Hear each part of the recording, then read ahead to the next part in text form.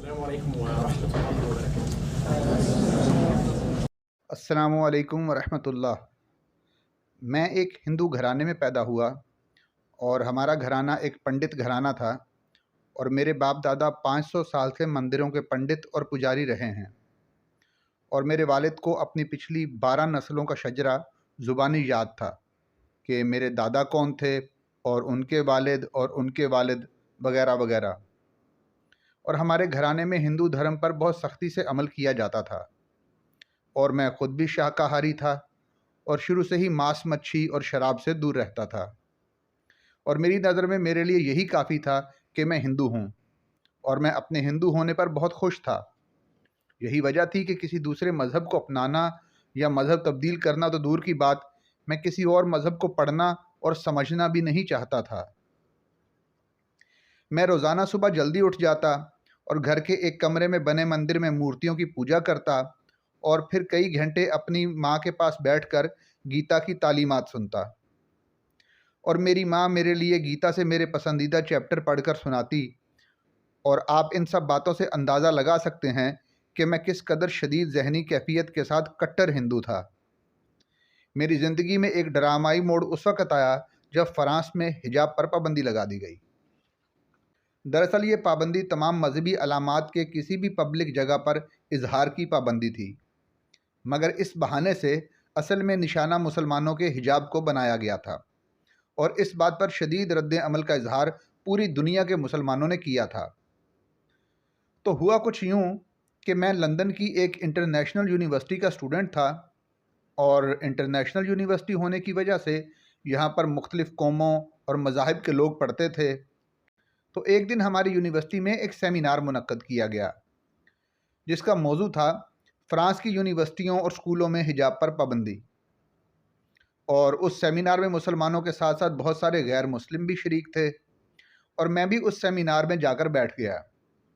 اور میرا وہاں بیٹھنے کا مقصد نہ ہی مذہب اسلام یا حجاب کی اہمیت کو سمجھنا تھا، اور نہ ہی میرا مقصد کسی بھی طرح مسلمانوں کے حق میں یا حجاب کے حق میں آواز بلند کرنا تھا، بلکہ میرے لیے یہ صرف ایک سیاسی خبر تھی کہ کسی ملک میں حجاب پر پابندی لگا دی گئی ہے، اور میں صرف اس سیاسی خبر کی تفصیل جاننا چاہتا تھا۔ اور میرا خیال تھا کہ اس سیمینار میں شریک لوگ فرانس کی حکومت سے مطالبہ کریں گے کہ اس پابندی کو ختم کیا جائے، مگر وہاں پر جو تقاریر ہو رہی تھیں وہ میری سوچ کے بالکل ہی خلاف تھیں۔ اس تقریب میں شرکت کے لیے فرانس سے بھی کچھ لڑکیاں آئی ہوئی تھیں۔ جیسا کہ آپ کو پتہ ہے کہ فرانس اور یوکے کے بارڈر آپس میں کھلے ہوئے ہیں، اور فرانس کے لوگوں کا لندن آنا ایسا ہی ہے جیسے ایک شہر سے دوسرے شہر جانا۔ بہرحال فرانس سے آئی ہوئی ان لڑکیوں نے جو تقریریں کیں وہ میرے لیے بہت ہی حیران کن تھیں۔ انہوں نے کہا کہ وہ حجاب یا اسکارف پہننا کبھی نہیں چھوڑیں گی، اور اس کے لیے وہ کسی بھی قسم کے نتائج بھگتنے کے لیے تیار تھیں، اگرچہ ان کا کیریئر تباہ ہو جائے، ان کو یونیورسٹی سے نکال دیا جائے یا ان کو جرمانہ بھرنا پڑے، چاہے کچھ بھی ہو، وہ ہر طرح کے نتائج بھگتنے کے لیے تیار تھیں، مگر حجاب نہیں چھوڑنا چاہتی تھیں۔ اور میرے لیے ان کی یہ تقریریں بہت ہی شاکنگ تھیں کہ وہ ایک کپڑے کے ٹکڑے کے لیے اپنا کیریئر، اپنا فیوچر، اپنی زندگی کا اچھا وقت سب کچھ داؤ پر لگانے کے لیے تیار تھیں، جبکہ اس سے پہلے تو میں یہی سمجھتا تھا کہ یہ پردہ مسلمان عورتوں پر ان کے مرد زبردستی مسلط کرتے ہیں، اور یہ پردہ مسلمان عورتوں پر ظلم ہے وغیرہ وغیرہ۔ مگر اس سیمینار میں شرکت سے تو مجھے یہ بات سمجھ آئی تھی کہ مسلمان عورتیں نہ صرف یہ حجاب اپنی خوشی سے لیتی ہیں، بلکہ وہ اس حجاب کے لیے بڑی بڑی قربانی دینے کے لیے بھی تیار تھیں۔ پھر اس سیمینار کے ختم ہونے پر میں نے ایک مسلمان لڑکے سے ملاقات کی اور اس سے اسلام کے متعلق کچھ سوالات پوچھے۔ الحمدللہ اس نے میرے سوالوں کے بہت اچھے طریقے سے جواب دیے۔ پھر وہاں اس نے میرا تعارف ایک اور مسلمان لڑکے سے کروایا جس کا نام ماجد تھا، اور ماجد کے پاس اسلام کے متعلق بہت اچھی نالج تھی۔ پھر میری اور ماجد کی اکثر ملاقاتیں ہونے لگیں، اور میں اس سے اسلام کے متعلق بہت کچھ پوچھتا،